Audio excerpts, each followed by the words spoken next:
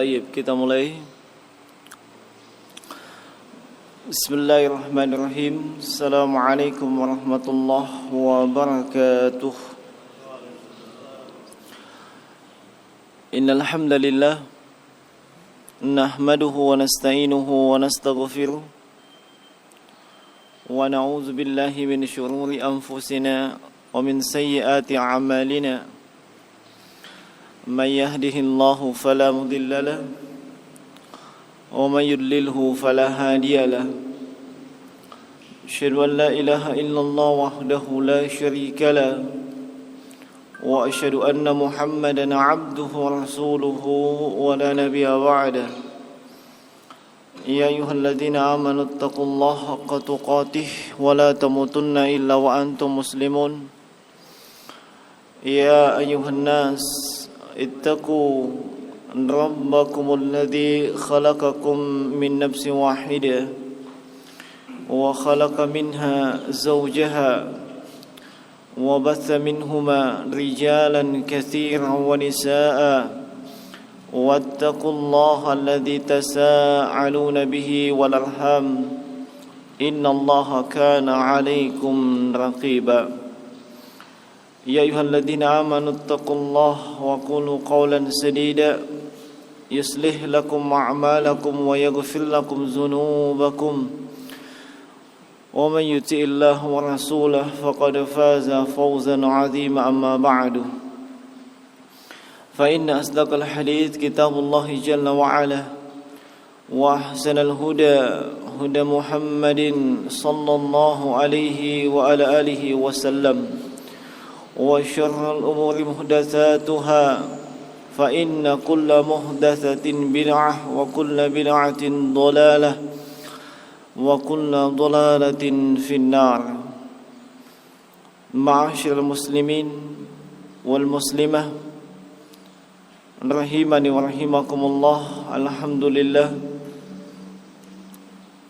kita memuji dan bersyukur kepada Allah Subhanahu wa ta'ala atas berbagai limpahan nikmat, karunia dan juga keutamaan yang tidak putus-putusnya dan tidak henti-hentinya, selalu dan senantiasa dilimpahkan kepada kita semua, mulai daripada nikmat yang kecilnya sampai kepada nikmat yang besar yang nampak dapat dijangkau oleh panca indera kita, sampai kepada nikmat yang sama sekali tidak bisa dijangkau oleh panca indera kita, mulai daripada nikmat yang umum yang setiap makhluk mendapatkannya, setiap makhluk merasakannya, sampai kepada nikmat yang khusus yang hanya diperuntukkan bagi hamba-hamba Allah Subhanahu wa ta'ala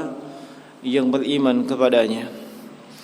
Dan seluruh nikmat tersebut datangnya dari sisi Allah Subhanahu wa ta'ala tanpa kecuali, sebagaimana firman-Nya, "Wa ma bikum min ni'matin faminallah." Dan nikmat apa saja yang kalian dapatkan, yang kalian rasakan, itu semuanya datang dari sisi Allah Subhanahu wa ta'ala. Dan di antara nikmat yang saat ini walhamdulillah kita rasakan, kembali dipertemukan oleh Allah Subhanahu wa ta'ala di tempat yang paling terbaik, tempat yang paling Allah Subhanahu wa ta'ala cintai di permukaan bumi ini, yaitu di rumah Allah, di masjid, sebagaimana disebutkan oleh Rasulullah sallallahu alaihi wasallam, ahabbul biladi fil ardi masajiduha, bahwa tempat yang paling Allah Subhanahu wa ta'ala cintai di permukaan bumi ini itulah masjidnya, atau di rumah Allah. Dan kita bertemu semata-mata karena Allah Subhanahu wa ta'ala. Kita dipertemukan oleh Allah Subhanahu wa ta'ala, dipersaudarakan oleh Allah Subhanahu wa ta'ala disebabkan keimanan kita di dalam Islam, disebabkan kita seakidah dan semanhaj. Dan itulah ukhuwah atau persaudaraan yang tidak akan mungkin bisa lekang oleh waktu. dan hanya bisa dipisahkan dengan kematian atau berpisahnya kita dari alam dunia ini. Dan di antara nikmat saat ini, walhamdulillah, saat ini kita berada di bulan Sya'ban, di tanggal 24 Sya'ban. Itu artinya tidak lama lagi kita akan masuk kepada bulan yang ke-9 atau bulan Ramadan, atau kita kenal dengan istilah bulan puasa. Bulan yang dinanti-nantikan oleh segenap kaum muslimin disebabkan banyaknya keutamaan, banyaknya karunia Allah Subhanahu wa taala yang disediakan atau disiapkan di bulan tersebut. Dan tatkala menyambut bulan Ramadan, Nabi sallallahu alaihi wasallam sebagaimana diriwayatkan oleh Imam Ahmad dan juga Imam An-Nasa'i dalam sunannya, memberikan berita gembira kepada para sahabatnya. Beliau bersabda, "Qad ja'akum Ramadan, syahrun mubarakun, iftaradallahu alaikum siyamah." Sungguh akan datang kepada kalian bulan Ramadan, bulan yang mubarakun, bulan yang disebut sebagai bulan yang penuh keberkahan. Dan yang dimaksud dengan keberkahan jemaah sekalian adalah subutul khair wa dawamuh. Subutul khair wa dawamuh, tetapnya kebaikan tersebut dan kemudian kontinunya kebaikan itu. Itulah keberkahan. Dan di bulan Ramadan semuanya ada. Di bulan Ramadan mulai dari awal hingga akhirnya itu merupakan keberkahan bagi setiap muslim dan muslimah yang benar-benar ingin mendapatkan keberkahan tersebut. Ma'asyiral muslimin, jemaah Jumat rahimani wa rahimakumullah. Olehnya sebagai seorang muslim yang baik, tentunya kita mempersiapkan hal-hal yang bisa kita maksimalkan di bulan yang penuh dengan keberkahan tersebut, sehingga kita dapat meraih apa-apa yang telah Allah Subhanahu wa taala janjikan, apa-apa yang telah Nabi sallallahu alaihi wasallam janjikan melalui hadis atau sunnah beliau, dan kita bisa memaksimalkannya dengan mengetahui amalan-amalan pokok, amalan-amalan yang utama, yang seharusnya amalan tersebut kita lebih prioritaskan, kita lebih dahulukan dibandingkan amalan yang lainnya. Jemaah sekalian, tahun-tahun sebelumnya kita menyaksikan baik itu diri kita maupun kaum muslimin yang lainnya, kadang ketika memasuki bulan Ramadan atau berada di bulan Ramadan, memang disibukkan dengan berbagai amaliyah-amaliyah, disibukkan dengan berbagai ibadah-ibadah. Namun terkadang amaliyah dan ibadah tersebut bukanlah sesuatu yang pokok, bukanlah sesuatu yang ditekankan, sehingga terkadang mengakibatkan amalan yang lebih pokok, amalan yang lebih ditekankan itu kemudian disepelekan. Banyak di antara kaum muslimin yang begitu sibuk mempersiapkan diri menghadapi bulan Ramadan dan juga mempersiapkan diri untuk mengisi hari-hari dalam bulan Ramadan, namun ternyata apa yang dia persiapkan tersebut sesuatu yang sebenarnya tidaklah utama, sesuatu yang bukanlah sesuatu yang pokok. Padahal bulan Ramadan seperti yang Allah sebutkan dalam Al-Quran, ayyaman ma'dudat, jumlah harinya tidak begitu banyak, jumlah harinya hanya 29 atau 30, dan ia demikian cepat berlalu seiring dengan berlalunya waktu itu sendiri. Dan tidak terasa, terkadang kita masuk di bulan Ramadan dan tidak terasa pula kita telah selesai dari bulan Ramadan. Olehnya di kesempatan pagi hari ini, insyaallah taala kita akan menyebutkan beberapa amalan yang utama, amalan yang pokok, yang selayaknya dan sepantasnya seorang muslim dan muslimah itu menjadikan amalan tersebut sebagai amalan yang diprioritaskan. Nah, amalan yang pertama jemaah sekalian, dan ini merupakan amalan yang wajib hukumnya di bulan Ramadan, adalah berpuasa. Berpuasa di bulan Ramadan.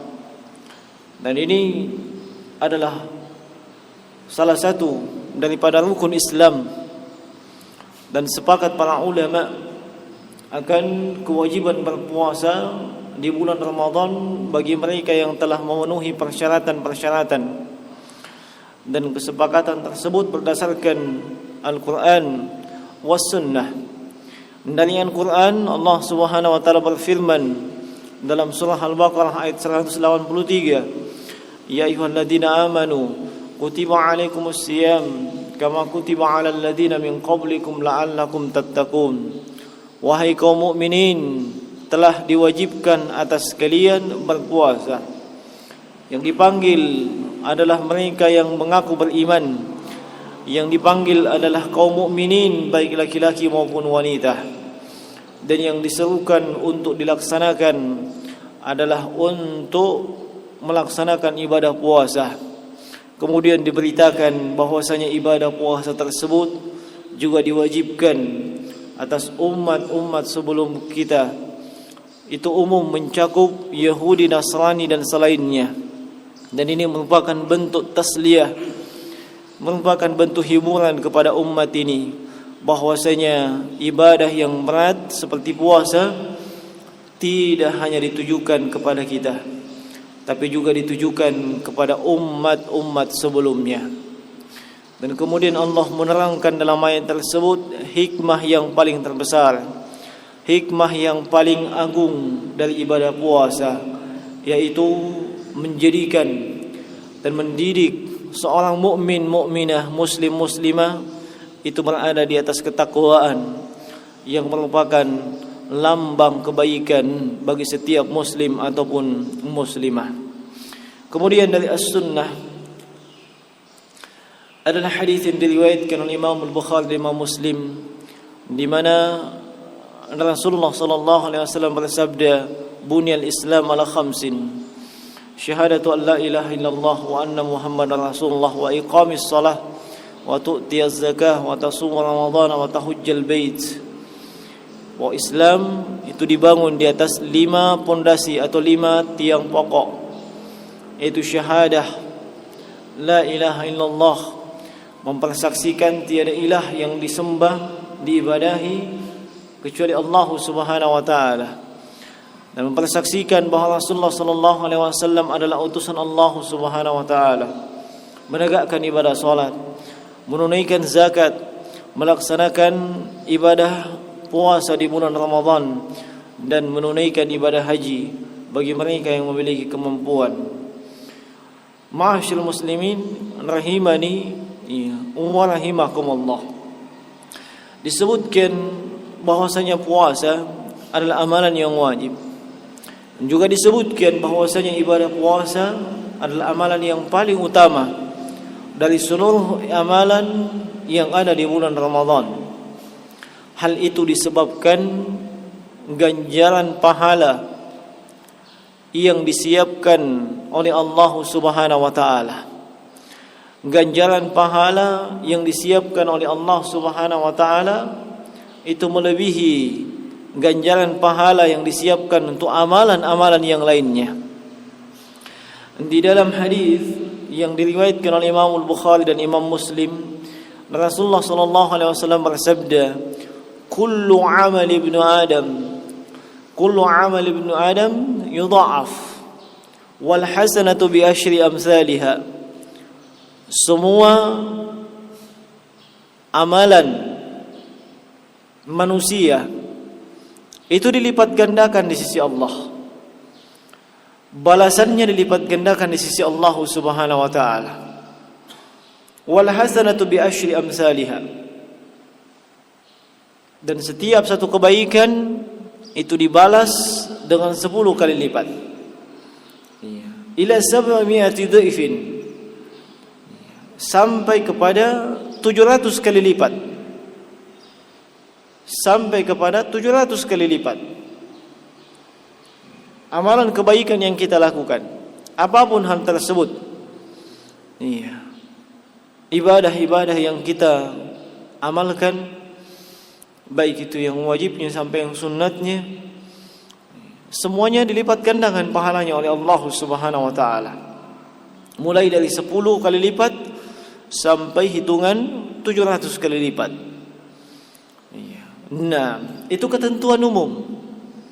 Ketentuan umum berlaku untuk seluruh ibadah. Dan hal tersebut sangat dimaklumi. Hal tersebut sangat dimaklumi. Begitu. Soalnya keluar. Di sini. Nah. Tes.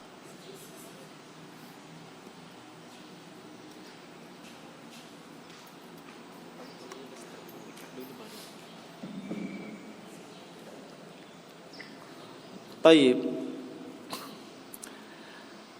10 kali lipat sampai 700 kali lipat. Kemudian Allah Subhanahu wa taala berfirman, illa shaum. Illa shaum. Kecuali puasa. Fa innahu li wa ana ajzi bih. Allah mengecualikan ibadah puasa dibandingkan ibadah-ibadah yang lainnya. Ibadah yang lainnya standar yang berlaku 10 sampai 700 kali lipat pahalanya. Tapi untuk puasa disebutkan illa shaum, kecuali puasa. Menunjukkan ibadah puasa tidak bisa dihitung mulai dari 10 kali lipat sampai 700 kali lipat. Kemudian Allah sebutkan fa innahu li. Puasa itu untukku, kata Allah Subhanahu wa taala. Sesuatu yang digandengkan atau disandarkan kepada Allah Subhanahu wa taala, hal itu menunjukkan kemuliaan. Hal itu menunjukkan kemuliaan yang besar. Fa innahu li wa ana ajzi bi. Dan aku sendiri yang akan membalasnya. Aku sendiri yang akan membalasnya. Nah, fa innahu yada syahwatahu wa ta'amahu min ajli.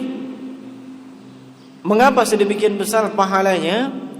Sebab ia meninggalkan makanannya, minumannya, syahwatnya yang pada asalnya hal tersebut dihalalkan. Pada asalnya hal tersebut dibolehkan. Ia tinggalkan karena apa? Karena Allah Subhanahu wa taala. Karena Allah Subhanahu wa taala. Di sini jemaah sekalian, dan ini salah satu dalil yang menunjukkan apa yang disebutkan oleh para ulama. Man taraka syai'an lillahi awwadallahu khairan minhu. Siapa saja yang meninggalkan sesuatu karena Allah. Siapa saja yang meninggalkan sesuatu karena Allah, dia tinggalkan hal tersebut semata-mata karena Allah, maka awwadallahu khairan min. Allah akan menggantikan dari apa yang dia tinggalkan tersebut sesuatu yang jauh lebih baik dari itu. Sesuatu yang jauh lebih baik dari itu. Ini mendidik kita pertama untuk ikhlas. Ikhlas semata-mata karena Allah Subhanahu wa taala. Di dalam kehidupan ini jemaah sekalian, kadang muslim-muslimah terjerumus ke dalam hal-hal yang tidak dibolehkan. Dan mungkin hal tersebut sudah menjadi pola hidupnya, sudah menjadi kebiasaannya. Lalu ketika mendapatkan petunjuk dan hidayah dari Allah Subhanahu wa taala, mendapatkan taufik untuk belajar ilmu syar'i, ilmu agama, dan kemudian mengetahui bahwa hal tersebut tidak dibolehkan dalam syariat, hal tersebut diharamkan dalam syariat, namun karena kebiasaannya dan itulah yang menjadi pola hidupnya selama ini, mungkin berat untuk ditinggalkan, mungkin sulit untuk ditinggalkan. Tapi kalau ia meninggalkannya karena alasannya Allah Subhanahu wa taala, takut dengan Allah Subhanahu wa taala, maka niscaya Allah akan menggantikan untuknya yang jauh lebih baik daripada apa yang sebelumnya ia dapatkan. Ini merupakan kaidah dalam kehidupan kita yang hendaknya mesti dipahami dengan baik dan benar. Dan hendaknya kita ketika meninggalkan sesuatu yang memang sesuatu tersebut tidak dibolehkan dalam syariat, maka hendaknya kita tinggalkan itu semata-mata karena Allah, bukan karena tidak ada kesempatan, bukan pula ketidakmampuan seseorang melakukan larangan tersebut, tapi semata-mata karena Allah. Demikian pula dengan ibadah puasa. Kita tidak makan, tidak minum, tidak melampiaskan syahwat, padahal semuanya itu adalah halal dan boleh. Iya, semuanya itu adalah halal dan boleh. Ditinggalkan itu semata-mata karena Allah Subhanahu wa taala. Ini yang menyebabkan salah satunya sehingga ibadah puasa tersebut itu pahalanya tidak bisa dihitung dengan alat hitung apapun. Ia tidak bisa disejajarkan dengan amalan yang lain yang sampai 700 kali lipat. Kemudian Nabi SAW bersabda, walis-shaimi farhatan, dan bagi mereka yang bergembira, bagi mereka yang berpuasa, itu ada dua bentuk kegembiraan. Ada dua bentuk kegembiraan. Naam, farhatun inda fitrihi wa farhatun inda liqa'i rabbih. Dia bergembira ketika ia berbuka puasa. Kenapa seorang bergembira ketika berbuka puasa? Sebab itu artinya dia telah menunaikan kewajiban puasanya. Dan ketika ia berbuka puasa, itu artinya dia berada pada waktu yang doa mustajabah ketika itu. Waktu mustajabah ketika itu. Seluruh waktu dalam bulan Ramadan waktu istijabah. Dan ada yang paling pokok dari hal tersebut, termasuk diantaranya adalah ketika ia sedang berbuka puasa. Ketika waktu berbuka puasa. Olehnya jangan disepelekan hal tersebut. Jangan disia-siakan momentum tersebut atau kesempatan yang Allah Subhanahu wa taala berikan. Dan terkadang kita menyaksikan kaum muslimin tatkala menantikan waktu berbuka puasa itu melakukan hal-hal yang sebenarnya hal-hal tersebut tidak layak dilakukan oleh muslim dan muslimah. Nah, seperti yang biasa diistilahkan dengan istilah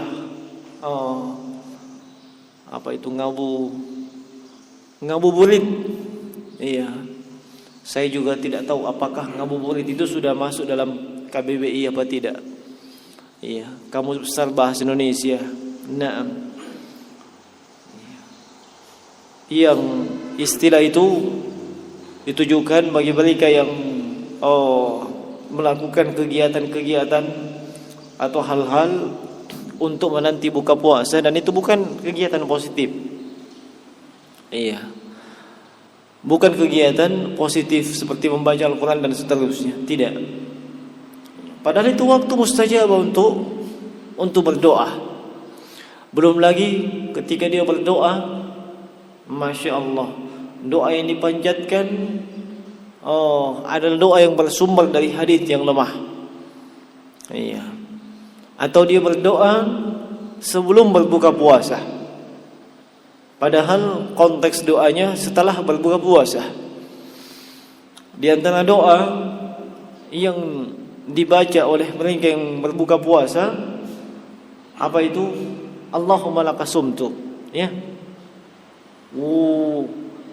Wa bika amantu wa ala rizkika aftaltu birahmatika ya arhamar rahimin. Semuanya hafal di sini. Mungkin itu yang biasa saya sampaikan. Nah, itu hadits yang lemah. Hadits yang sahih terkait dengan buka puasa adalah hadits yang diriwayatkan oleh Imam Abu Dawud As-Sijistani dalam sunannya, dan itu disahihkan oleh Syekh Al-Albani rahimahullah. Apa itu? Zahabatiz zam'a wa batallatil 'aruq wa sabatal ajru insyaallah. Ini doa yang paling sahih, lebih pendek daripada doa yang tadi. Zahabatiz zam'a wa batallatil 'uruq wa sabatal ajru insyaallah. Ini pun doanya dibaca setelah kita berbuka puasa, bukan ketika mau berbuka puasa. Sebab ketika mau berbuka puasa itu cuma bismillah saja. Bismillah. Apa alasannya doa tersebut dibaca setelah berbuka puasa? Perhatikan konteks doanya. Zahabatiz zam'a, telah hilang dahaga. Kapan hilang dahaga? Sebelum buka atau setelah buka? Setelah buka.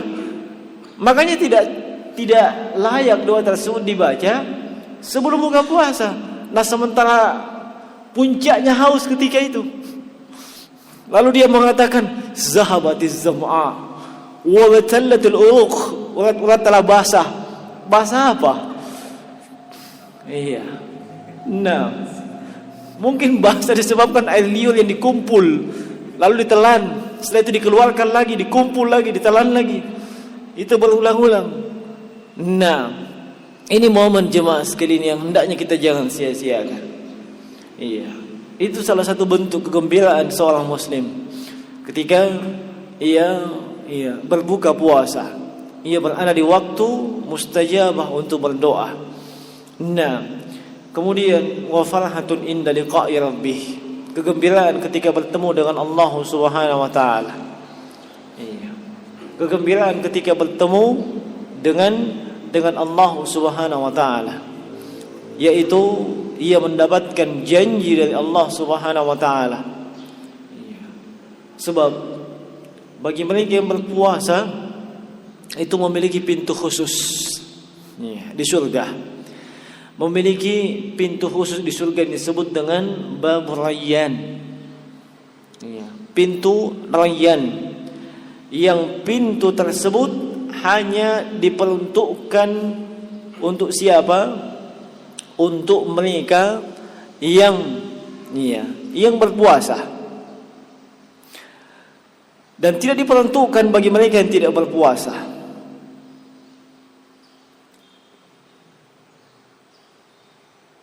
Nah,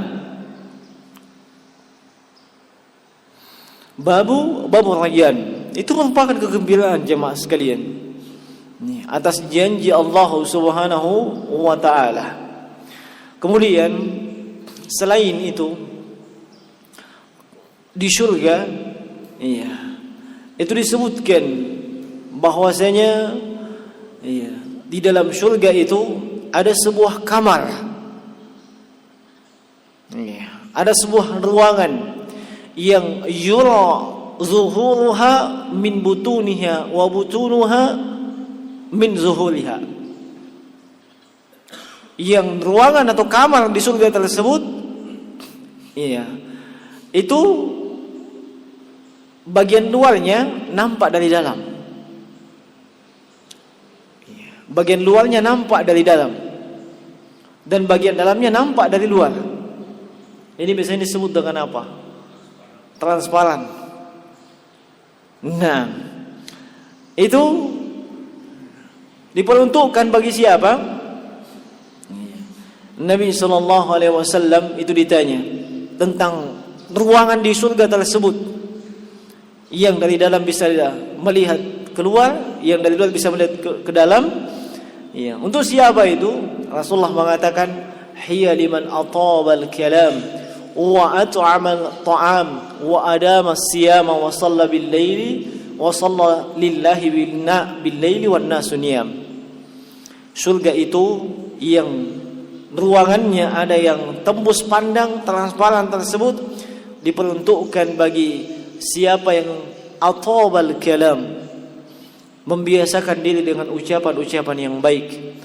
Kemudian wa at'ama at-ta'am, memberikan makan. Wa adama siyam, biasa berpuasa. Wa shalla lillahi bil laili wan nasu niyam, dan dia salat malam ketika manusia itu berada di tempat tidurnya dalam keadaan terlelap. Nah, ketika menjelaskan hadits ini jemaah sekalian, Imam Ibnu Rajab Al-Hambali itu mengatakan wa hadhil khisalu kulluha takunu fi Ramadan. Semua yang disebutkan tadi, ucapan yang baik, memberikan makan, berpuasa, salat lail, itu semuanya ada di bulan Ramadan. Semuanya ada di bulan Ramadan. Nah, terkumpul seluruh amalan tersebut di bulan Ramadan. Ini semakin menunjukkan keutamaan dari bulan Ramadan secara umum, dan juga keutamaan daripada ibadah puasa. Nah, inilah kegembiraan yang seharusnya itu akan memotivasi seorang muslim dan muslimah untuk melaksanakan ibadah puasa di bulan Ramadan. Nah, kemudian kata Nabi sallallahu alaihi wasallam, wala khalufu famus shaim atyabu innallahi min rihil misk. Adapun bau mulut orang yang berpuasa itu jauh lebih harum dibandingkan bau kasturi. La khaluf dengan memfathahkan kha-nya itu adalah bau yang timbul diakibatkan oleh lambung yang kosong dari makanan. Lambung yang kosong dari makanan, dan itu sampai ke mulut. Itu disebut khaluf, bukan bau mulut.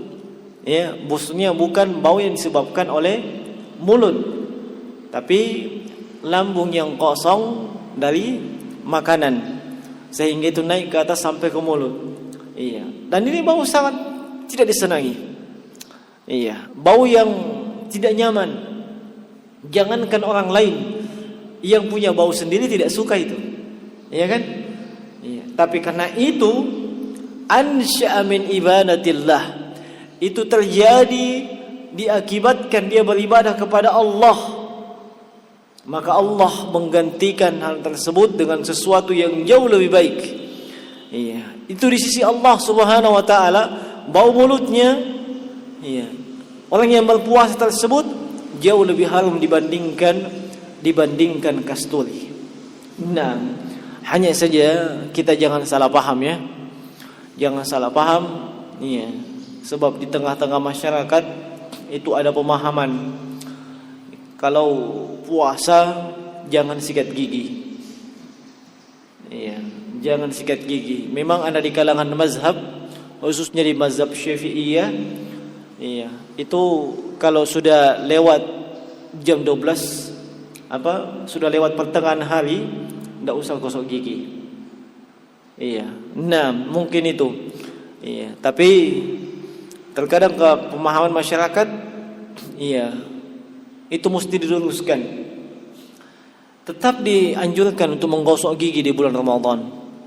Apakah dengan kayu siwak ataupun dengan odol dan sikat gigi. Dan itu berlaku berapa kali sehari, tidak ada masalah. Mau pagi, siang, malam, tidak ada masalah. Hanya dengan tetap menjaga, jangan sampai odolnya atau air yang dipakai untuk menggosok gigi tersebut sempat tertelan.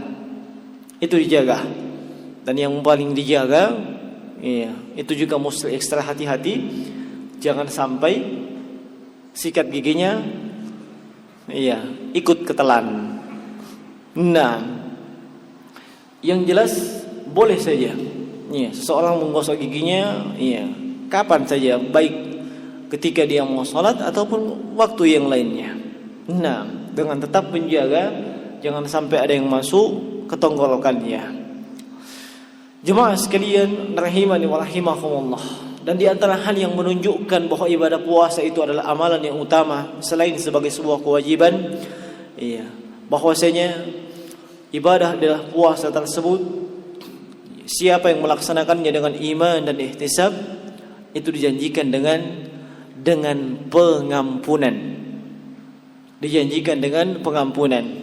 Hadits yang sangat masyhur diriwayatkan oleh Imam Al-Bukhari dan Imam Muslim dari Abu Hurairah radhiyallahu taala anhu, di mana Rasulullah sallallahu alaihi wasallam bersabda, "Na'am, man shoma ramadhana imanan wa ihtisaban, ghufira lahu ma taqaddama min dzambihi." Itu sangat masyhur.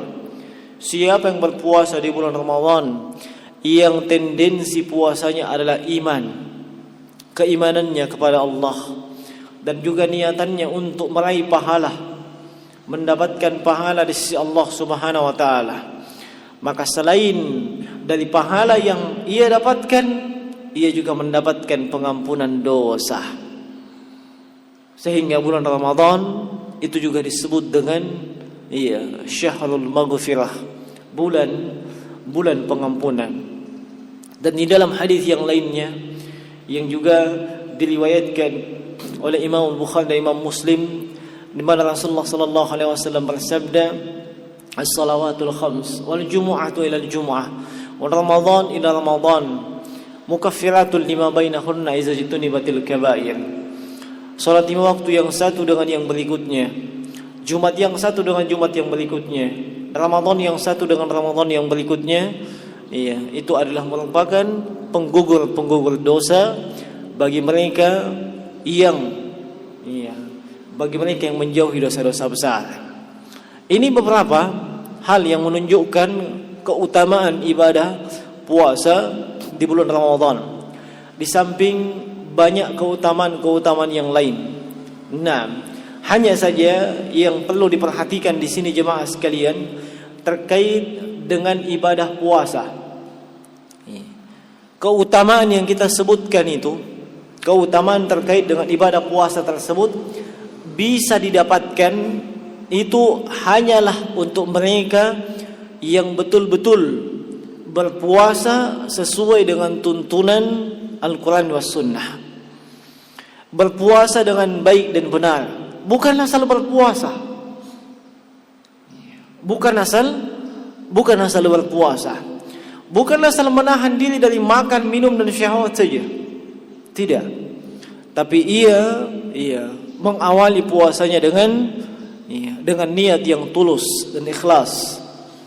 Ia berpuasa semata-mata karena Allah, karena keimanannya, dan mengharapkan pahala di sisi Allah. Dan kemudian ia menjauhkan diri dari hal-hal yang berpotensi menggugurkan atau membatalkan pahala daripada ibadah puasanya, seperti dosa-dosa yang dilakukan di bulan Ramadan. Dosa-dosa yang biasa dilakukan di bulan Ramadan. Dan umum yang kita lihat biasanya kaum muslimin di bulan Ramadan mereka semangat berpuasa, tapi melaksanakan ibadah salat kadang malas-malasan. Entah itu disebabkan alasannya capek, letih, loyo karena puasa ataupun yang lainnya. Dan ini merupakan kesalahan yang besar. Dan itu adalah kesalahan yang fatal. Sebab ibadah puasa, ibadah salat, itu yang menentukan diterima atau tidaknya amalan ibadah yang lainnya. Itu yang menentukan diterima atau tidaknya amalan ibadah yang lainnya. Itulah yang menentukan baik atau tidaknya amalan ibadah yang lainnya. Nabi SAW bersabda, "Awwalu ma yuhasabu bihi 'alal 'abdi yaumal qiyamati as-shalah." Yang pertama kali periksa pada hari kiamat pada diri seorang hamba itulah ibadah salatnya. Fa idza saluhat saluhat amalu kullu. Kalau ibadah salatnya baik dan benar, maka semua amalan yang lain itu pun akan menjadi benar. Nah, menunjukkan ibadah puasa, ibadah salat itu yang menentukan baik tidaknya amalan-amalan ibadah yang lain. Sehingga suatu kesalahan yang fatal ketika seseorang melaksanakan ibadah puasa namun ternyata meninggalkan ibadah salat. Termasuk juga jemaah sekalian menjaga lisan-lisan kita dari ucapan-ucapan yang berpotensi terjerumus ke dalam dosa, atau memang itu adalah dosa, atau memang itu adalah adalah dosa. Rasulullah sallallahu alaihi wasallam bersabda sebagaimana disebutkan oleh Imam Al-Bukhari dalam sahihnya dari sahabat Abu Hurairah radhiyallahu taala anhu, "Man lam yada' qaul az-zur wal 'amalu bi wal jahl falaysa lillahi haja fi an yada' ta'amahu wa syarabahu." Siapa yang tidak mampu meninggalkan perkataan-perkataan zur, perkataan-perkataan dusta, dan merealisasikan perkataan dusta tersebut, ataupun ucapan-ucapan yang bodoh, ucapan-ucapan yang jahili, yang tidak ada gunanya dan tidak ada manfaatnya, maka falaysa lillahi hajah fi ayyada ta'amahu wa syarabahu. Maka tidak ada, Allah tidak memiliki kebutuhan untuk menerima ibadah puasa yang dia lakukan. Dan dalam riwayat yang sahih, Rasulullah sallallahu alaihi wasallam bersabda, "Idza kana fi yaumi shaumi ahadikum fala yarfus wa la yaskhaf." Apabila kalian berada pada hari kalian berpuasa, maka jangan teriak-teriak. Jangan teriak-teriak. Jangan pula yarfus, nafas. Mengucapkan ucapan yang baik itu kontennya pornografi ataupun porno aksi. Itu makna lafaz. Kontennya pornografi atau porno aksi. Dan ketika ada seseorang yang mengajaknya untuk ribut, untuk berantem, untuk bertengkar dan seterusnya, maka hendaknya dia mengatakan, "Inni shaimun." Maaf, saya sedang puasa. Ini yang seharusnya dijaga jemaah sekalian. Di samping kita menjaga tidak makan, tidak minum, tidak melampiaskan syahwat, kita menjaga anggota tubuh kita dari melakukan dosa. Menjaga lisan kita dari ucapan-ucapan yang berpotensi atau memang itu adalah dosa. Ghibah, namimah, dan yang semisalnya. Bahkan kita dituntun untuk menolak semua hal yang bisa berpotensi membuat kita terjerumus ke dalam dosa ataupun keributan. Ke dalam keributan. Nabi menuntunkan ketika diajak untuk idza syatama ahadun au qatalah, ketika dicaci, dimaki atau diajak untuk berantem, falyakul inni shaim. Falyakul inni shaim, falyakul inni shaim. Katakanlah, maaf, saya sedang puasa. Maaf, saya sedang puasa. Itu cukup sampai di situ, tidak usah ditambah ucapannya. Jangan sampai ditambah lagi. Maaf, saya sedang puasa. Kalau memang mau, sudah orang buka. Ini keliru, Itu mendidik seorang yang berpuasa di atas kesabaran. Di atas kesabaran. Sebab di luar bulan puasa, di saat kita tidak sedang puasa, cacian, hinaan itu pasti ada juga. Pasti ada. Dan itu jauh lebih berat di bulan puasa. Sebab dalam keadaan kondisi kita sedang tidak memungkinkan, dalam keadaan fisik kita sedang melakukan ibadah, maka kalau kita mampu di bulan puasa menghindari hal tersebut, maka insya Allah di luar bulan Ramadan, di saat kita tidak sedang puasa, kita lebih mampu mengendalikannya. Kita lebih mampu mengendalikannya.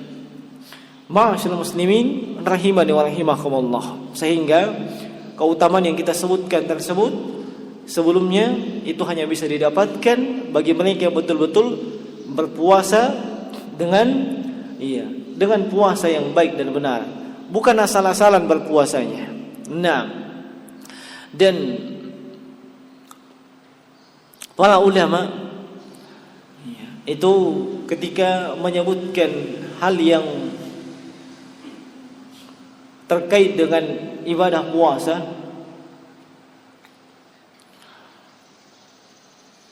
Mereka menyebutkan bahwasanya puasa itu terbagi menjadi 3 tingkatan. Terbagi menjadi 3 tingkatan. Dan ini disebutkan oleh Imam Ibn Qudamah rahimahullahu ta'ala sebagaimana terdapat dalam Mukhtasar Minhajul Qasidin, di mana beliau mengatakan lis-shaum salasi maratib. Puasa itu ada 3 tingkatan. Shaumul umum, ada puasa umum, wa shaumul khusus, ada puasa khusus, wa shaumu khususul khususi, dan ada puasa yang jauh lebih khusus. Umum, khusus, dan jauh lebih khusus. Yang umum itu apa? Kata beliau, fa amma shaumul umumi fa huwa kafful batni wal farji an qada'ish syahwah. Puasa umum, apa itu puasa umum? Yaitu menahan perut dari makan dan minum, dan juga menahan kemaluan dari menunaikan syahwatnya. Nah, ini puasa umum ya, tidak makan, tidak minum, tidak melampiaskan syahwat. Wa amma shaumul khusus, adapun puasa khusus, kata beliau, fa huwa kaffun nazar wal lisan wal yad wal rajul wal rijal was sam' wal basar wa wasailil jawarih anil atham. Puasa yang khusus itu di samping tidak makan, tidak minum, dan tidak melampiaskan syahwatnya, dia juga menundukkan pandangan, menjaga lisannya, menjaga tangan dan kakinya, menjaga pendengarannya, menjaga seluruh anggota tubuhnya. Itu puasa khusus. Puasanya orang-orang khusus. Dan puasa yang jauh lebih khusus, yang lebih tinggi, kata beliau, wa amma shaumul khususul khususi fa huwa shaumul qalbi anil hamamid ad-dani'ah wal afkaril al-mub'idah 'anillah. Di samping tidak makan, tidak minum, tidak melampiaskan syahwat, dan menjaga anggota tubuh dari hal-hal yang diharamkan, ia juga membersihkan hati dan pemikirannya, dari keinginan dan ambisi yang hina, yang bisa menjauhkannya dari Allah Subhanahu wa taala. Ini jauh lebih khusus lagi. Nah, ma'asyiral muslimin, rahimani wa rahimakumullah. Jabir bin Abdullah, salah satu sahabat radhiyallahu ta'ala anhu, mengatakan, "Idza sumta falyasum sam'aka wa basaraka wa lisanuka 'anil kadhibi wal masam wada adzal khadim wal yakun 'alayka waqarun wa sakinatun yawma siyamak wa la taj'al yawma fitrika wa yawma siyamika sawa." Kata beliau, tatkala Anda sedang berpuasa, maka puasakanlah pendengaran, penglihatan, lisan dari ucapan dusta dan dosa. Jangan mengganggu tetangga. Dan hendaknya orang yang berpuasa itu senantiasa bersikap tenang, tidak tergesa-gesa, tidak tak bese-bese. Di saat dia sedang berpuasa. Dan jangan samakan antara Anda berpuasa dengan ketika Anda tidak berpuasa. Nah, ini asal terdapat dalam Musannaf Ibn Abi Syaibah, rahimahullahu ta'ala. Kemudian kita ringkas, amalan yang kedua yang sangat ditekankan di bulan Ramadan adalah qiyamul lail. Qiyamul lail atau disebut dengan salatul tarawih, atau juga bisa dengan salatul tahajud dan salat malam. Kalau secara umum qiyamul lail disebut dengan salat malam. Kalau di bulan Ramadan disebut dengan salatul tarawih. Nah, ia disebut amalan utama disebabkan banyaknya riwayat yang menerangkan tentang keutamaan qiyamul lail secara umum dan qiyamul lail di bulan Ramadan secara khusus. Nah, di antaranya adalah hadis yang juga masyhur dari Abu Hurairah, man qama ramadhana imanan wa ihtisaban ghufira lahu ma taqaddama min dzambih. Nah, ini juga diperhatikan jemaah sekalian ketika di bulan Ramadan. Jangan disia-siakan kesempatan untuk menegakkan qiyamul lail. Dan yang kadang menjadi pertanyaan, dan itu banyak pertanyaan terkait dengan masalah itu. Apakah salat tarawih itu 11 rakaat? 8 rakaat? Atau kalau boleh lebih daripada itu?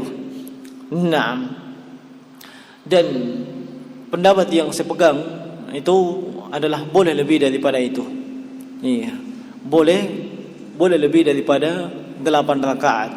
Nah, memang ada hadis dari Aisyah radhiyallahu taala anha di mana Nabi sallallahu alaihi wasallam, di mana beliau mengatakan, lam yakun Nabi sallallahu alaihi wasallam yazidu fi Ramadan wala fi ghairi, bahwa Nabi sallallahu alaihi wasallam itu tidak menambah baik di bulan Ramadan maupun di luar bulan Ramadan dari 10 rakaat, dari 11 rakaat. Yusalli arba'an fala tas'al an husnihinna wa tulihinna. Nabi salat 4 rakaat, tidak usah ditanya tentang panjang dan bagusnya salat beliau. Summa yusalli arba'an fala tas'al an husnihinna wa tulihinna. Kemudian beliau salat 4 rakaat lagi, tidak usah ditanya tentang bagusnya dan panjangnya salat beliau. Itu 8 rakaat. Kemudian beliau berwitir sebanyak 3 rakaat. Dan di dalam riwayat Abdullah bin Abbas, atau dalam hadits Abdullah bin Abbas, itu beliau menyebutkan Nabi sallallahu alaihi wasallam salat lail itu 13 rakaat. Namun jemaah sekalian, kita kembali kepada keumuman hadits Abdullah bin Umar radhiyallahu taala anhu, di mana beliau meriwayatkan bahwa Rasulullah sallallahu alaihi wasallam bersabda, "Salatul laili matna." Salat lail itu ada dua rakaat. Salat lail itu 2 rakaat. Dan itu sudah disebutkan berapa jumlah bilangan rakaatnya. Dan ini merupakan pendapat jumhur ulama, bahwasanya salatul lail termasuk salat tarawih itu tidak memiliki batasan dari sisi jumlah. Dan ini juga difatwakan oleh sejumlah ulama yang kontemporer, seperti Syekh Shalih Al-Fauzan, kemudian Syekh Muhammad bin Shalih Al-Utsaimin, Syekh Abdul Aziz bin Baz, Syekh Al-Haidan, dan selainnya.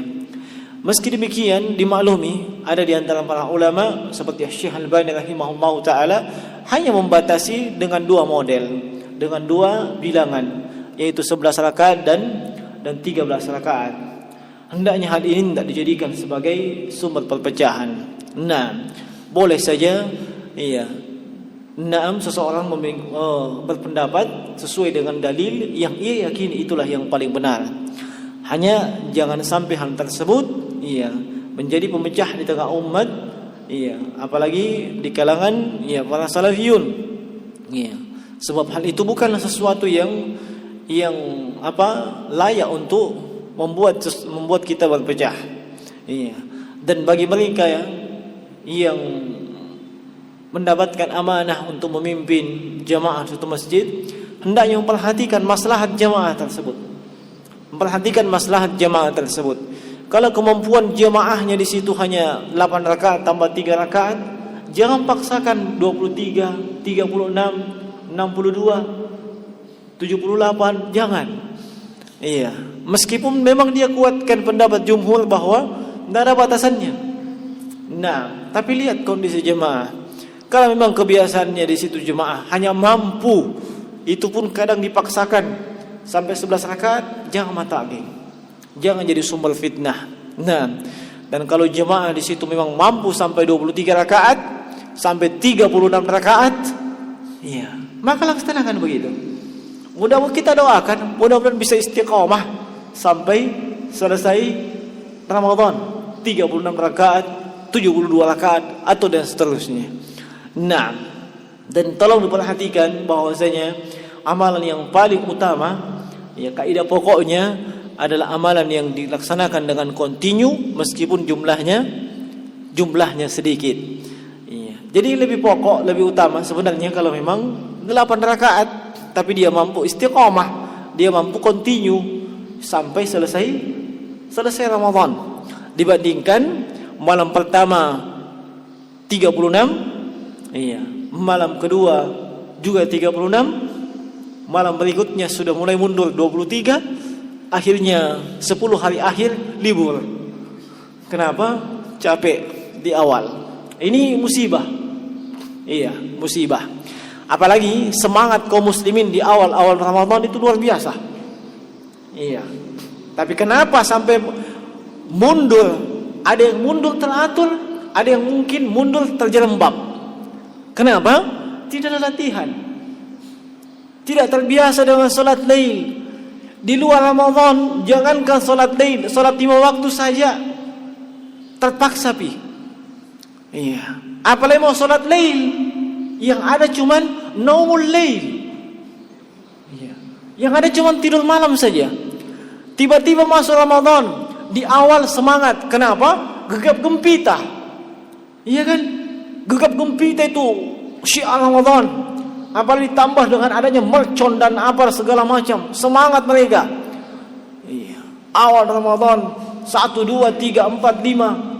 Biasanya 10 Ramadan, iya, sudah mulai mundur. Saya habis buka puasa ini capek. Sudah cari-cari alasan. Iya. Cari-cari alasan supaya tidak sholat tarawih. 10 akhir Ramadan tidak ada alasannya memang. Iya, sebab memang pada asalnya tidak bisa. Ini dan diperhatikan jemaah sekalian. Iya. Dan boleh saja bagi seorang ikhwah, iya, boleh saja bagi siapa pun dari kalangan kaum muslimin, iya, untuk juga melaksanakan sholat di rumahnya, sholat tarawih. Iya, dia mau lanjutkan setelah sholat di masjid boleh saja.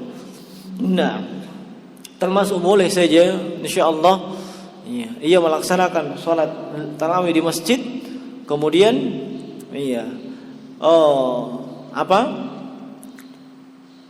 ia melaksanakan sholat tarawih di masjid 8 rakaat dan kemudian dia melaksanakannya kembali di rumah menambah sampai 20 rakaat. Tapi hendaknya diperhatikan kalau dia sudah melaksanakan sholat witir di rumah di masjid, jangan lagi dia melaksanakan sholat witir di rumah. Sebab Nabi SAW bersabda, "La witrani fil lail." Tidak ada 2 witir dalam satu malam.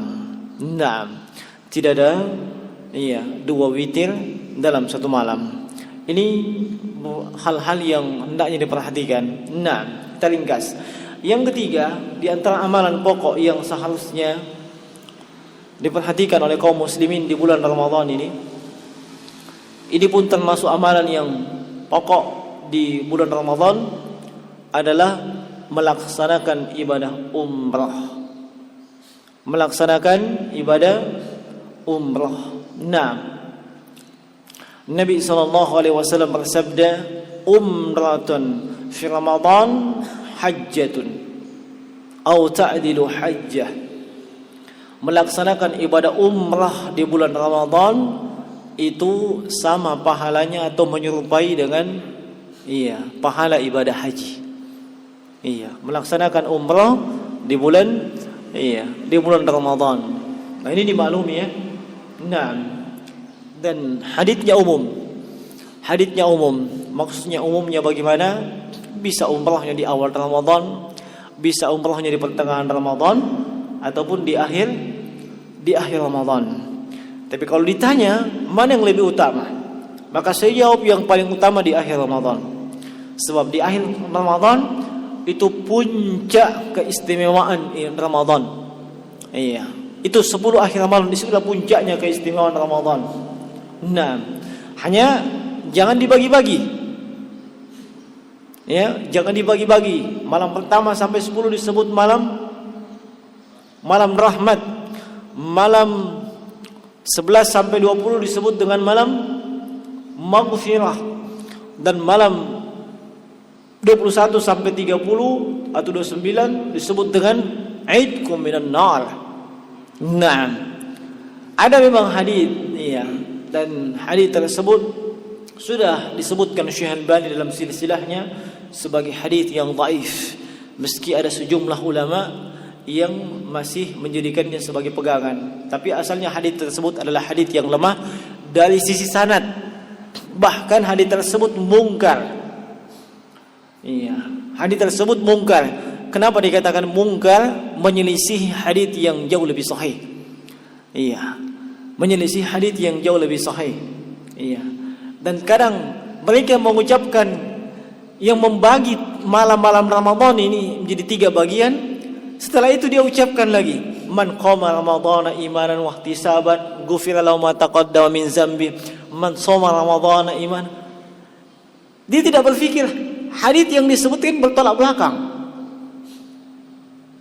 Sebab man shoma ramadhana imanan wa ihtisaban, siapa saja yang berpuasa di bulan Ramadan, apa hasilnya?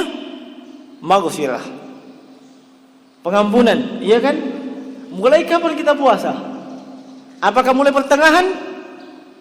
Mulai dari awal. Mulai dari 1 Ramadan kita puasa sampai akhir Ramadan.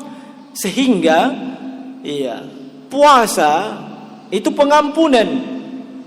Iya. Mulai awal Ramadan sampai akhir Ramadan pengampunan semua. Sebab kita puasa mulai 1 Ramadan sampai akhir Ramadan. Iya. Dan juga hadis yang biasanya disebut di awal-awal Ramadan itu, hadis yang diriwayatkan Imam Bukhari, Imam Muslim, "Idza jaa Ramadan futtihat abwabul jannah wa ghulliqat abwabun niran wa suffidatis syayatin." Ini juga hadis yang bertolak belakang dengan hadis pembagian tadi. Iya, idza jaa Ramadan, apabila bulan Ramadan datang, futtihat abwabul jannah, dibuka pintu-pintu surga.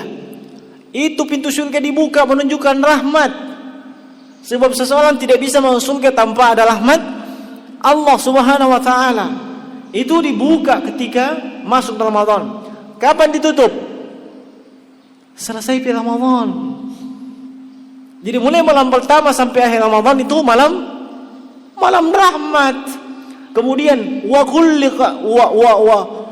ghulliqat abwabun niran. Nih ya.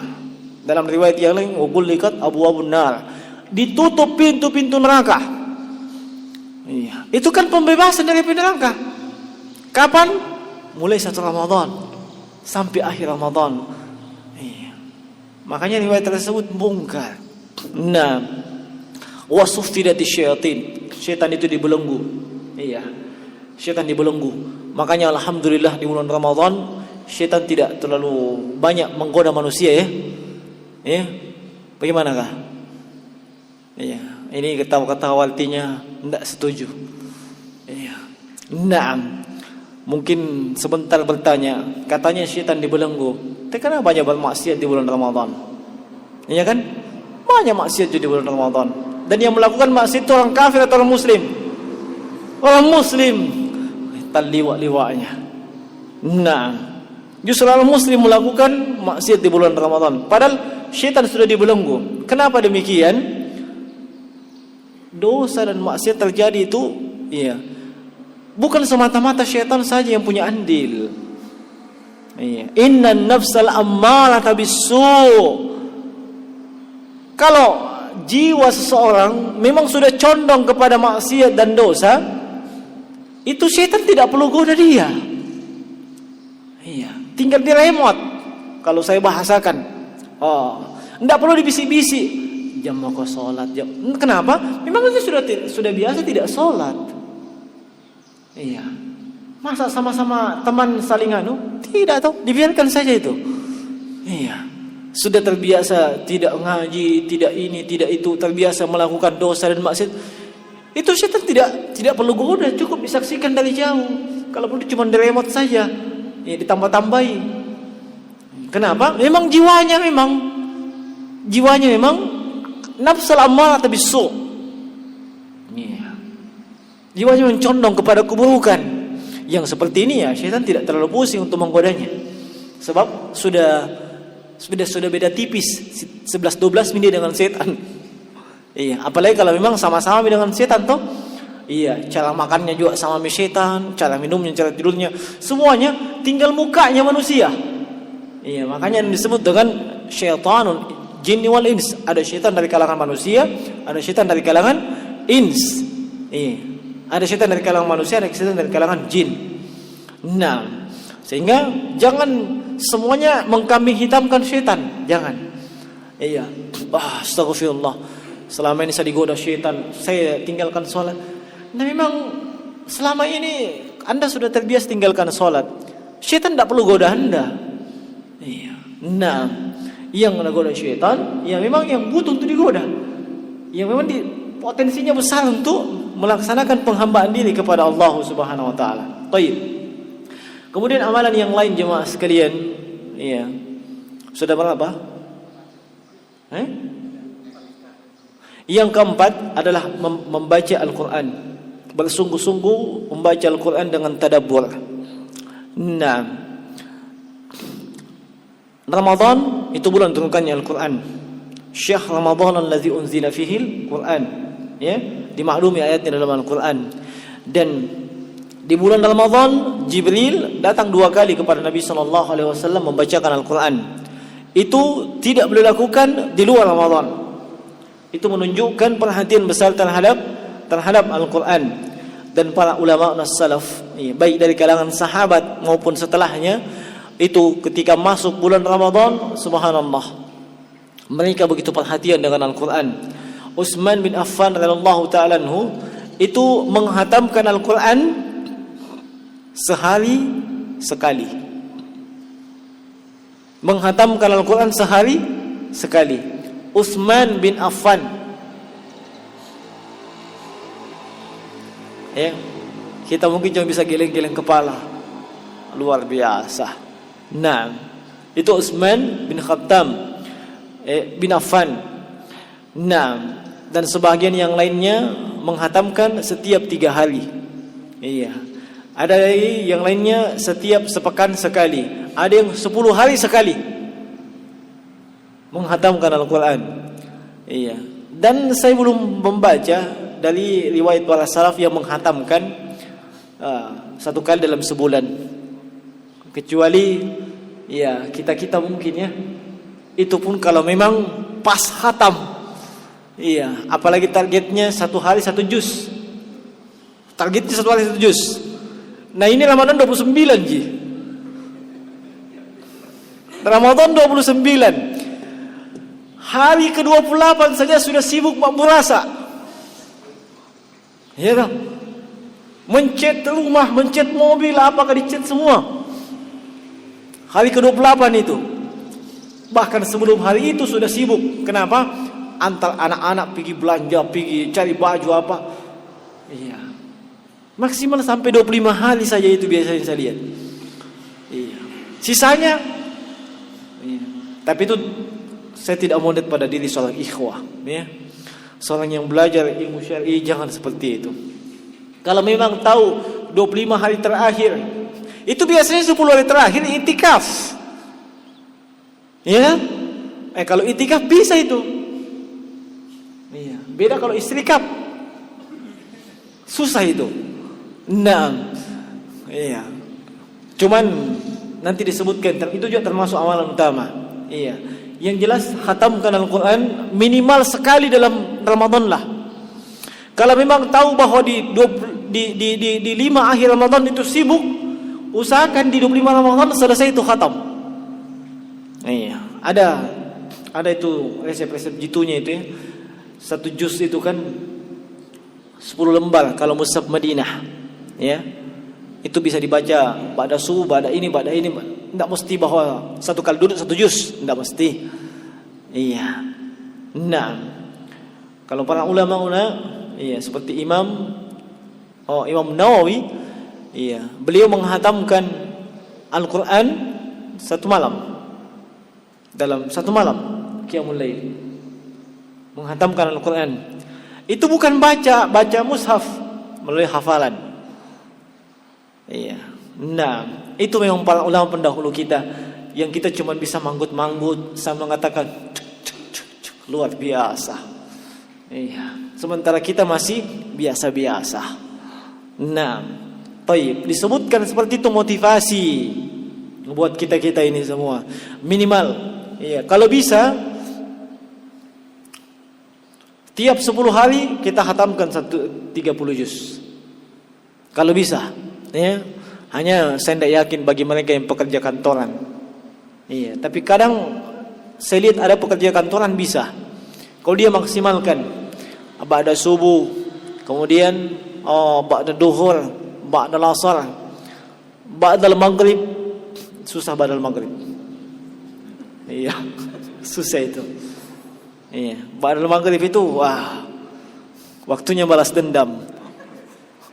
Nah, dan ba'da isya. Iya.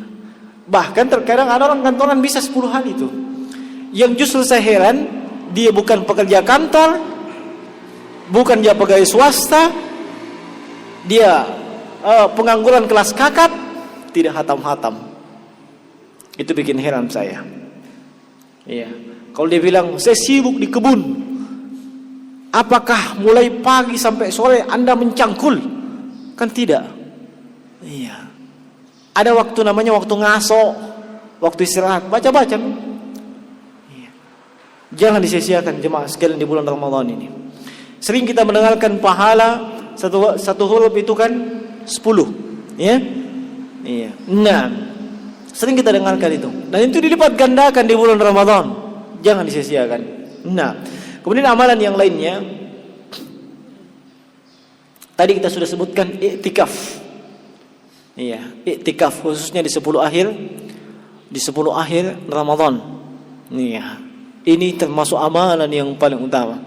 Nabi SAW seperti penuturan Aisyah, kana ya'takifu fi ashril awakhir min Ramadan hatta yatawaffahu Allah. Nabi itu senantiasa beriktikaf di 10 akhir Ramadan sampai Allah mewafatkan beliau. Sampai Allah mewafatkan beliau. Nah, itu perhatian Nabi sallallahu alaihi wasallam terhadap 10 akhir Ramadan. Beliau iktikaf. Syadda mi'zarahu. Beliau mengencangkan kain sarungnya ketika di 10 akhir Ramadan. Itu kinayah. Beliau tidak mendekati istri beliau. Nah, dan iktikaf luzumul masjid lil ibadah. Menetap di masjid untuk melakukan ibadah. Dan tidak keluar dari masjid kecuali untuk hal-hal yang sifatnya jibillah, untuk sifatnya manusiawi, seperti buang angin, buang air kecil, buang air besar. Mau makan tapi tidak di masjid, maka dia boleh makan di luar. Selain itu tidak ada alasan untuk keluar masjid. Tidak ada alasan untuk keluar masjid. Nah, termasuk untuk urusan pekerjaan, itu bukan alasan untuk iktikaf. Makanya kalau mau iktikaf, niatkan saja iktikaf selama berada di masjid. Kalau memang tidak mau full. Iya. Bahkan yang antara para ulama membolehkan iktikaf berapa jam? Iktikaf mulai maghrib sampai isya. Nah, niatkan iktikaf demikian. Ada seperti fatwa Syekh Abdul Aziz bin Baz rahimahullahu taala. Niatkan untuk masuk masjid untuk iktikaf mulai maghrib sampai selesainya qiyamul lail. Iya, meskipun tidak sempurna, ya kan tidak apa-apa daripada tidak ada sama sekali. Iya. Lagian untuk iktikaf full mungkin sulit temukan masjid yang bisa begitu. Ya, sulit. Iya. Dan juga sulit kita untuk mengatur waktu untuk iktikaf. Iya. Dan itu tadi saya sebutkan. Iya, mulai dari pekerjaan, kemudian istri di rumah, mau dibantu dan segala macam, memang sulit. Iya. Dan sudah bersyukur kalau ada yang bisa iktikaf di waktu malam, itu sudah lumayan daripada sama sekali tidak ada iktikafnya. Nah, tapi kalau mau iktikaf yang sempurna, sebagaimana iktikafnya Nabi, beliau masuk di masjid di pagi hari. Beliau masuk di masjid di pagi hari, dan nanti ketika keluar pagi subuh hari untuk salat Id, disitulah beliau hentikan iktikafnya. Itu untuk sisir rambut saja beliau tidak pulang ke rumah. Beliau cukup menjulurkan kepalanya ke jendela, disisir sama istrinya rambutnya. Nah, Iya, itu kalau mau aslinya itikaf. Iya, dan itikaf juga bukan maksudnya pindahkan kasur ke masjid. Ya. Paham maksudnya? Iya. Kalau pindahkan kasur di rumah ke masjid, di rumah tidurnya 8 jam, di masjid 9 jam. Luar biasa. Nah, justru orang yang itikaf itu kurang tidur. Kurang tidur sebab kenapa? Fokus. Tujuan itikaf untuk fokus ibadah. Iya. Nah, atau kadang yang itikaf saya lihat fokus bikin khalaqah, macarita. Apa bedanya dengan Pak Domeng di sana? Nah, macarita wow, mulai A sampai Z, sebentar nak balik dari Z sampai A, tidak ada habisnya. Nah, hindari itu jemaah sekalian. Kemudian amalan yang berikutnya adalah banyak bersedekah di bulan Ramadan. Banyak bersedekah di bulan Ramadan. Kata sahabat Abdullah bin Abbas radhiyallahu taala anhuma dan juga Anas bin Malik radhiyallahu taala, Rasulullah sallallahu alaihi wasallam itu ajwadun nas. Beliau adalah manusia yang paling dermawan. Ya, itu Rasulullah. Siapapun yang membaca sirah perjalanan beliau, yang membaca hadits-hadits beliau, iya, gambaran kehidupan beliau dalam keseharian, beliau adalah orang yang paling dermawan. Padahal dimaklumi, iya, beliau hanya kaya sebelum beliau diangkat jadi nabi. Ketika beliau statusnya adalah pedagang kelas kakap, situlah saat itu beliau kaya. Iya. Setelah beliau diangkat jadi nabi, beliau bukan pedagang lagi. Beliau miskin ketika itu. Sampai rumahnya sendiri kan di samping Masjid Nabawi, sempit. Iya. Nah, tapi beliau adalah orang yang paling dermawan. Kata Abdullah bin Abbas, "Inna Rasulullah ajwadun nas. Wa ajwadu ma yakunu fi Ramadan." Dan beliau paling dermawan artinya meningkat intensitas kedermawannya kapan? Di bulan Ramadan. Di bulan Ramadan. Itulah Rasulullah sallallahu alaihi wasallam. Nah, bagaimana kita dermawan di bulan Ramadan? Banyak. Iya. Salah satu contohnya, iya, dan itu juga merupakan amalan yang utama adalah fattal shaim. Memberikan makan orang yang berpuasa ataupun orang yang makan sahur. Itu luar biasa. Jangan merendahkan itu. Anda puasa, pahala puasa Anda 1, anggaplah 1. Tahu? Anda mau dapat pahala puasa selain itu? Iya, kasih makan orang yang berpuasa. 10 orang, iya, Anda mendapatkan pahala yang sama dengan 10 orang tersebut, tanpa mengurangi pahalanya mereka. Kata Nabi sallallahu alaihi wasallam, "Man fattara sha'iman." Siapa saja yang memberikan hidangan, iya, berbuka puasa, kana lahu mithlu ajrihi ghaira annahu la yanqusu min ujurihi syai'a. Iya. Ghaira annahu la yanqusu min ujurihi syai'a. Dia akan mendapatkan pahala sebagaimana pahalanya orang yang berpuasa dengan tidak mengurangi pahalanya mereka. Nah, dan itu bisa dimulai dengan sedikit-sedikit. Kalau kita tidak mampu setiap hari memberikan 1 porsi yang mungkin harganya lumayan, ya, mungkin harganya tidak terlalu mahal, tapi kalau setiap hari kan jadi lumayan. Bisa saya kasih contoh, beli kurma 1 dos, jangan 1 bungkus, 1 dos atau 1 ton. Iya, itu 1 ton persiapan sekecamatan Baibunta. Nah, 1 karton, iya, itu 25 kilo. 25 kilo. Iya, 5 kilo untuk keluarga. 5 kilo selama Ramadan.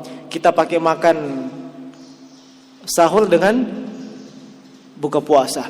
20 kilonya ini yang tiap hari kita bawa ke masjid. Ini tiap hari kita bawa ke masjid. Dan tidak usah tunggu nama Anda dicatat. Ya, kan biasa itu dicatat namanya, diumumkan namanya. Bukannya besok giliranku. Ya toh, kan biasa begitu. Iya, kenapa enggak buka puasa? Enggak ada nama aku disebut.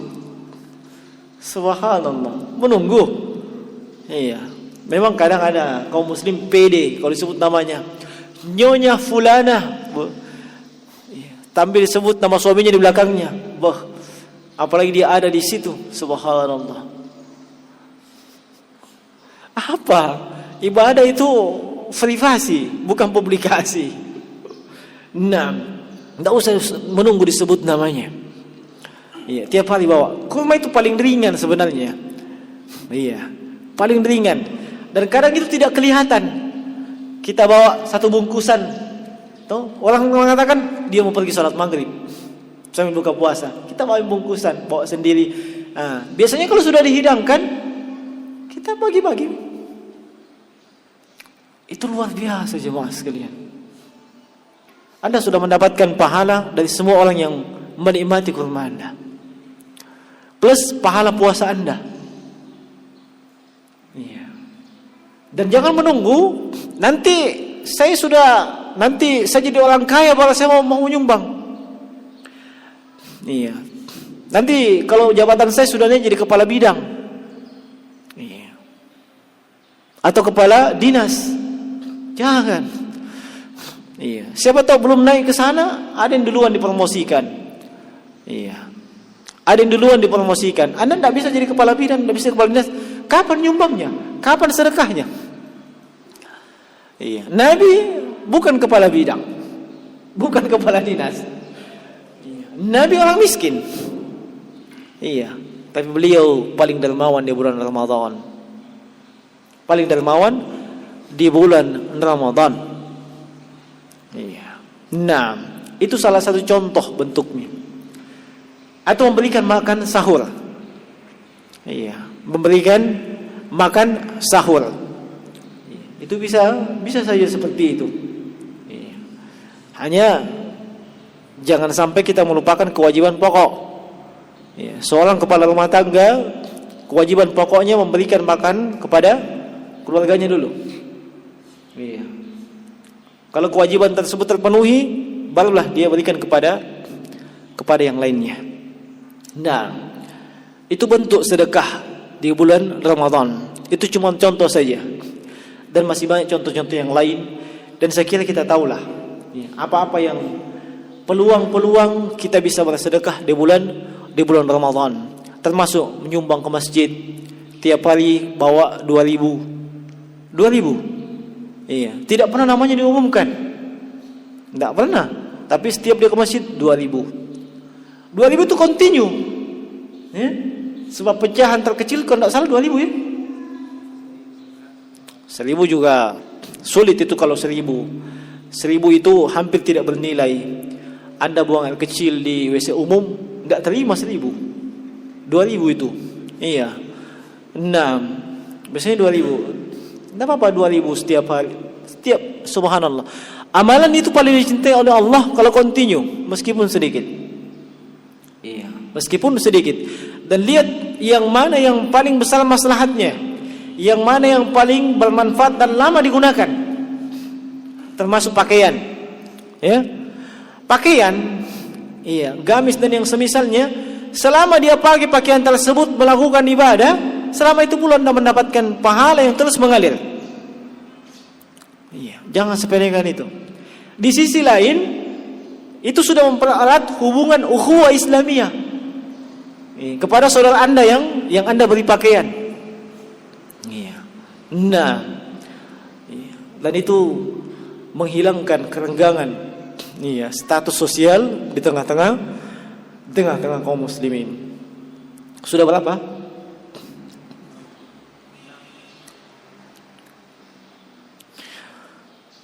Termasuk juga jemaah sekalian. Iya, dan ini sebenarnya amalan yang umum. Iya, amalan yang umum berlaku setiap hari. Hanya kita sebutkan lebih ditekankan di bulan Ramadan disebabkan keutamaan yang luar biasa. Yaitu tetap duduk di masjid setelah sholat subuh sampai terbitnya matahari. Tetap duduk di masjid setelah sholat subuh sampai dengan terbitnya matahari. Nah, ini diterangkan dalam hadis yang diriwayatkan oleh Imam At-Tirmizi, iya, dan disahihkan oleh Syekh Al-Albani rahimahullahu taala, di mana Rasulullah sallallahu alaihi wasallam bersabda, "Man shallal ghadata fi jama'atin." Siapa yang salat subuh dengan berjamaah, summa qa'ada yadhkurullah hatta tattali asy-syams. Setelah salat subuh berjamaah, dia tetap duduk berzikir atau mengingat Allah, iya, sampai terbitnya matahari. Summa shalla raka'ataini. Setelah itu dia salat 2 rakaat. Iya. Kanat lahu ka ajri hajjatin wa umratin tamatin wa tamatin. Maka dia mendapatkan pahala seperti, iya, melaksanakan ibadah haji dan umrah yang sempurna dan yang sempurna. Nah, inilah ibadah haji dan umrahnya orang miskin. Ya. Iya. Inilah ibadah haji dan umrahnya orang miskin. Tapi lihat persyaratannya, salat subuh berjamaah. Iya. Ini sangat ditekankan bagi kaum pria atau laki-laki. Adapun bagi kaum wanita, iya, sepanjang itu aman dari fitnah, boleh saja. Sepanjang aman dari fitnah, itu boleh saja. Nah, bagi laki-laki, subhanallah, apalagi itu terbitnya matahari, itu jam berapa? 6:30. Jam 6 lewat. Masuk kantor jam berapa? Jam 8. Biasanya kalau Ramadan itu jam kantor dimundurkan. Iya. Itu pengalaman melihat teman-teman yang biasa masuk kantor selalu terlambat. Iya. Nah, dari jam 8 biasanya 8:30 nih masuk. Oh iya, normalnya jam 7 lewat. Iya, tapi di Palopo saya lihat normalnya jam 9. Iya, jam 9 biasa saya lihat itu. Sebab depan rumah tetangga itu jam 9 baru dia panaskan motornya. Nah, itu selama Ramadan itu begitu. Iya, pulang pulang jam 4 jam berapa itu begitu. Itu dikurangi jam kerjanya. Salat subuh duduk di masjid sampai terbitnya matahari, tidak sampai jam 9, tidak sampai jam 7 malah. Iya kan? Tidak sampai jam 7. Iya, lagian kalau pulang mau ngapain?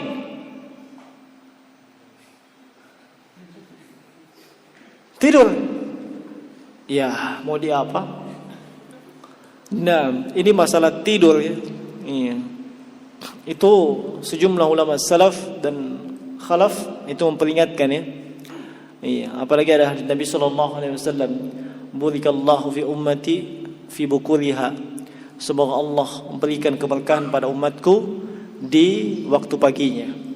Iya, dan Imam Ibnu Qayyim Al-Jauziyah rahimahullah memperingatkan akan tidur pagi. Meski demikian, ada ulama seperti Syekh Abdul Aziz bin Baz ketika ditanya tentang hukumnya tidur setelah sholat asar maupun setelah pagi maupun di waktu pagi, maka beliau menjawab, kalau itu dibutuhkan untuk dia. Kalau itu dibutuhkan untuk dia, seperti tadi malam, iya, dia fokus ibadah sampai jam tidurnya sangat sedikit. Sementara di sisi lain dia mesti melaksanakan aktivitas di siang harinya. Itu membutuhkan suplai tenaga. Dan biasanya itu dapat setelah tidur. Kalau itu dibutuhkan, iya. Hanya saja kalau memang mau tidur pagi, nanti setelah terbit matahari. Jangan tidur setelah sholat subuh. Iya. Kalau memang mau tidur pagi, perhatikan betul. Tunggu matahari terbit. Baru setelah tidur. Nah, tayyib. Kemudian amalan yang berikutnya,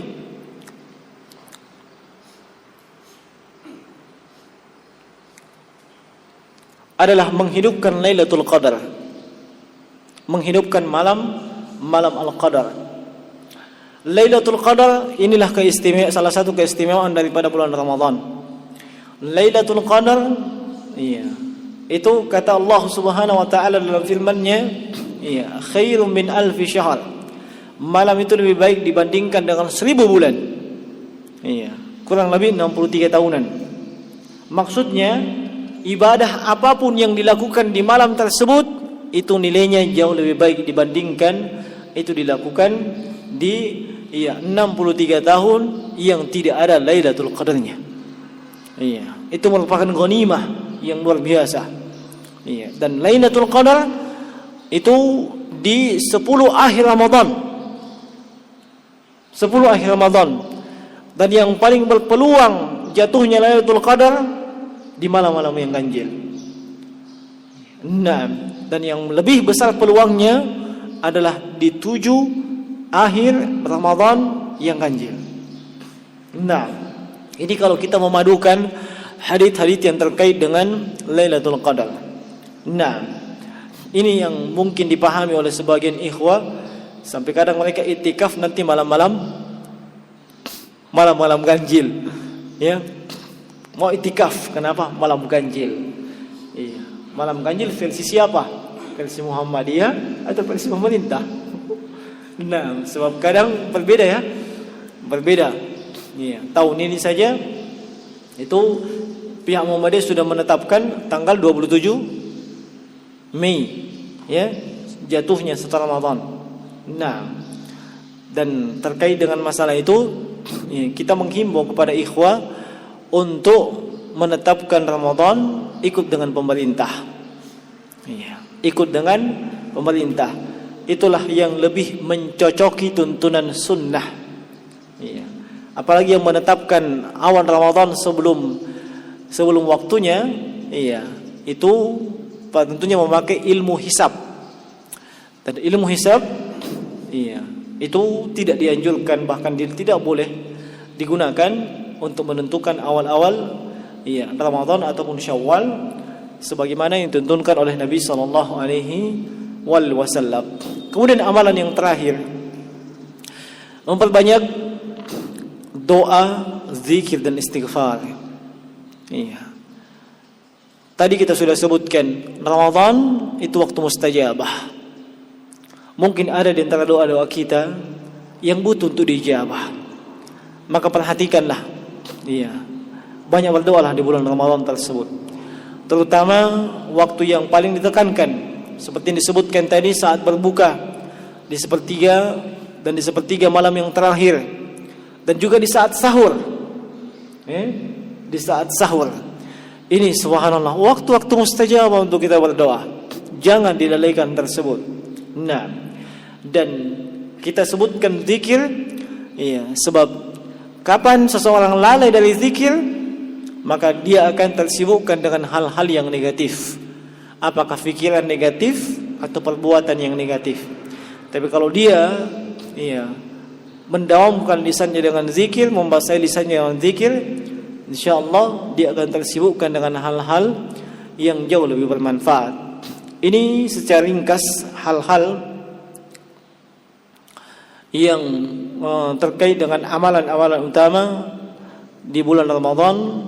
Semoga Allah Subhanahu wa taala memberikan kemudahan kepada kita untuk mengamalkannya dan bermanfaat, terkhusus bagi yang menyampaikan.